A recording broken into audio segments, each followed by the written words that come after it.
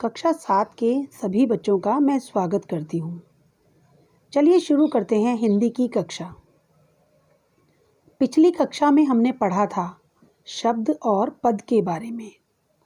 मैंने आपको बताया था कि शब्द निश्चित अर्थ को प्रकट करने वाला वर्ण समूह होता है, जबकि उसी शब्द को जब हम वाक्य में पिरो देते हैं तो वह पद बन जाता है। जैसे शब्द बना बगीचा और पद बन गया बगीचे में फूल खिले हैं। तो चलिए शुरुआत करते हैं इसके आगे से। तो बच्चों, आज हम पढ़ेंगे शब्दों का वर्गीकरण, अर्थात शब्द कितनी प्रकार के होते हैं। शब्दों का वर्गीकरण उत्पत्ति के आधार पर 4 प्रकार से किया जा सकता है। चित्र में देखते हैं, शब्दों का वर्गीकरण उत्पत्ति के आधार पर 4 प्रकार से किया जा सकता है। उसमें तत्सम, तद्भव, देशज और विदेशी। तत्सम, तद्भव, देशज और विदेशी। तो सबसे पहले शुरुआत करते हैं तत्सम शब्दों से। तत्सम, जैसा कि नाम से ही स्पष्ट है, तत्सम यानी उसी के समान। तत्सम यानी उसी के समान। तो हम परिभाषा देखेंगे। जो शब्द संस्कृत के समान हिंदी में प्रयोग किए जाते हैं, जो शब्द संस्कृत के समान हिंदी में प्रयोग किए जाते हैं, उन्हें हम तत्सम शब्द कहते हैं। जैसे उदाहरण देखेंगे, दुग्ध, दुग्ध, घृत, घृत, अग्नि, ग्रह, अश्रु, ग्राम आदि।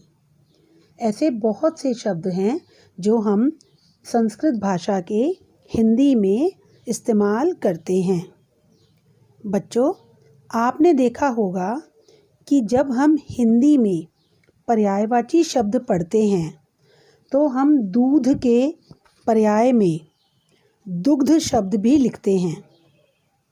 दूध के पर्याय में दुग्ध शब्द भी लिखते हैं।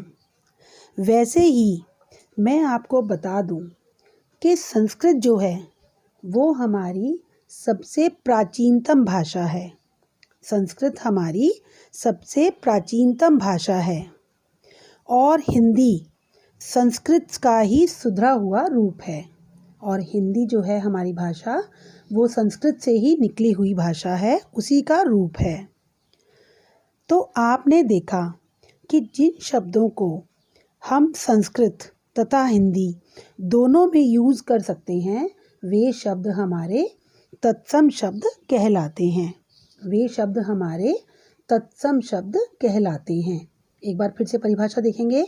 जो शब्द संस्कृत के समान हिंदी में प्रयोग किए जाते हैं, उन्हें हम तत्सम शब्द कहते हैं। जैसे दुग्ध, घृत, अग्नि, ग्रह, अश्रु, ग्राम आदि। बच्चों, ऐसे बहुत से शब्द हैं जो हम दोनों में इस्तेमाल करते हैं।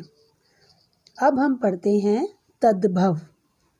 तद्भव, आप देखेंगे कि द के नीचे मैंने हलंत लगाया है। इन शब्दों को हम बोलते हैं तद्भव। तद्भव शब्द वे शब्द होते हैं, वे शब्द जो संस्कृत भाषा के शब्दों का रूप परिवर्तित करके बनाए गए हैं। तद्भव शब्द कौन से शब्द होते हैं? वे शब्द जो संस्कृत भाषा के शब्दों का रूप परिवर्तित करके बनाए गए हैं। उदाहरण, दूध, घी, आग, घर, आंसू, गांव आदि।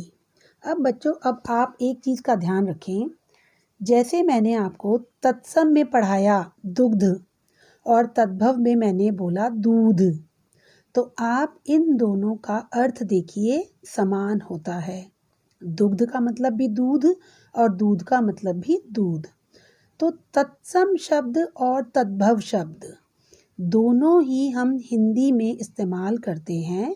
फ़र्क केवल इतना है, तत्सम में हम संस्कृत भाषा के शब्दों को एज इट इज़ वैसे की वैसे प्रयोग करते हैं, जबकि तद्भव में वे शब्द थोड़ा सा सुधरा हुआ रूप होते हैं, परिवर्तित रूप होते हैं। जैसे दुग्ध दूध, घृत घी, अग्नि आग, ग्रह घर, अश्रु आंसू और ग्राम मतलब गांव। तो ये सारे शब्द तत्सम और तद्भव शब्द आज हमने पढ़े।